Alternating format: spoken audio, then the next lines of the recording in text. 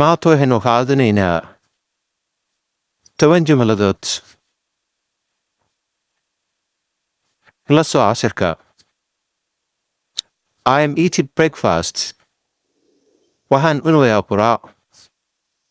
I am eating breakfast. Waxaan cunayaa quraac. I am eating lunch. Waxaan cunayaa qado. I am eating lunch. Waxaan cunayaa qado ama waan qadinayaa laga soo dhigi kartaa. I am watching film. Waxaan daawanayaa film. I am watching film. Waxaan daawanayaa film. I am reading book. Book baan akhrinayaa. I am reading book. Waxaan akhrinayaa book. I am writing book. Waxaan qorayaa book. I am writing book.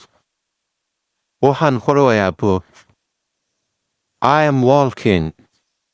Waan lugaynayaa. I am walking. Waan lugaynayaa. I am going to school. Waxaan u socdaa iskuulka. I am going to school. Waxaan u socdaa iskuulka.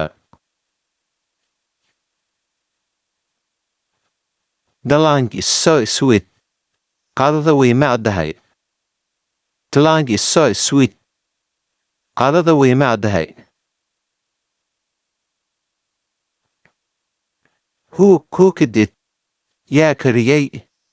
Who cooked it? Yaa kariyay.